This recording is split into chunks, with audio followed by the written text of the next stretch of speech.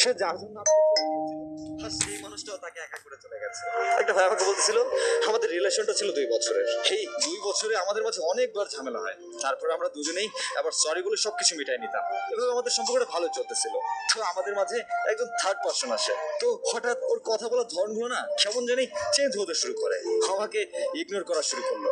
আমাকে ও এর মাঝে অনেকবার ব্রেকআপের হুমকিও দেয়, কিছুদিন পর আমার সাথে ঝামেলা করে, ব্রেকআপ করে দেয় আর আমাকে ব্লক করে দেয়।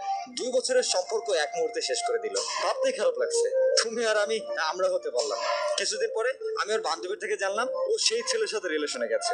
আমি ওর চেষ্টা করি ওর সাথে যোগাযোগ করার, কিন্তু কোনো লাভ হয় নাই। একটা সময় আমি ওর পিছু ছেড়ে দেই আর ওরে ওর মতো করে থাকতে দেই, বিরক্ত করা বন্ধ করে দেয়। তার 2 মাস পরে ওর ফ্রেন্ড আমাকে এসএমএস দেওয়ার বলে আপনাকে ছেড়ে দিয়ে ও যে ছেলের সাথে রিলেশনে গেছিল সেই ছেলে ওকে ছেড়ে অন্য আর একটা মেয়ের সাথে রিলেশনে গিয়েছে। তো কেউকে কাঁদিয়ে না কেউ সুখী হতে পারে না। তারপরেও আমার লাইফে ফিরে আসতে চায়, আমি না করে দিই। অনেক চেষ্টা করছে আমার সাথে যোগাযোগ করার, কিন্তু যখনই জানতে পারতাম যে ও সাথে সাথে ব্লক করে দিতাম। 2-3 দিন পর হঠাৎ একদিন একটা অপরিচিত নাম্বার থেকে কল আসে। কল রিসিভ করার সাথে সাথেই বলে উঠলো যে কলটা কাটবেন না, একটু কথা আছে। কলটা ছিল আমার প্রিয় মানুষটার, অনেক কান্নাকাটি করে আর আমার কাছে ক্ষমা চায়, সবকিছু ভুলে যেতে বলে। আমি ওরা সেদিন একটা কথাই বলছিলাম, বেঈমানদের কোনো ধর্ম থাকে না, ওরা শুধু পারে মানুষকে ঠকাতে, তুমিও তাদের দলের একজন। তারপরেও আমি তোমাকে ক্ষমা করে দিলাম, কিন্তু দ্বিতীয়বার আর বিশ্বাস না। আর একটা কথা বলছিলাম যে আমার সাথে আর কখনো যোগাযোগ করার চেষ্টা করো না, ভালো থাকো বলে কল কেটে দিই আর ব্লক করে দিলাম। ভালোবাসা অনেক সুন্দর, কিন্তু এই ভালোবাসার ভিতরে কষ্টটা সব থেকে বেশি থাকে। সবাই ভালোবাসার মূল্য দিতে পারে না। বিশ্বাস ও ভালোবাসার মাঝে অনেক মিল রয়েছে। যেমনটা বিশ্বাস ভালো, কিন্তু অন্ধবিশ্বাস ভালো না। ভালোবাসা ভালো, কিন্তু অন্ধ ভালোবাসা ভালো না। আসলে মানুষ মানুষের ভালো দেখতে পারে না, তাই সবসময় সবাই সুযোগ খোঁজে। সবাইকে যে অবিশ্বাস করবেন তেমনটাও না, মানুষটাকে বিবেচনা করেন, বুঝে শুনে তারপর তাকে বিশ্বাস করেন।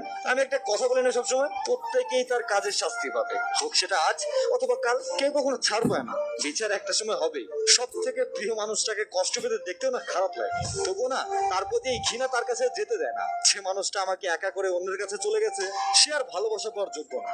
এরকম কিছু মানুষের জন্য মানুষ আজ ভালোবাসতে ভয় পায়, ভালোবাসার নাম শুনলেই আতঙ্কে কেঁপে ওঠে। ভালোবাসাটা সুন্দর, কিন্তু সবার জন্য তো আর না।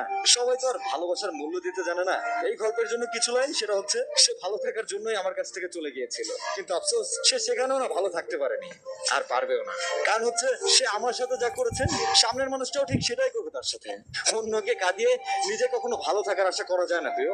একটা সময় আমি কেঁদেছিলাম, তুমিও কাঁদবা। হয়তো সময়ের ব্যবধানে তুমি বুঝবা কে ছিল তোমার আপন, আর তুমি কাকে খুঁজতে গিয়ে কাকে হারিয়ে ফেলেছো। হয়তো সেদিন তোমার কাছে আর যাওয়া হবে না, তুমি আসতে চাইলেও তোমাকে আর কখনো কাছে আনা হবে না।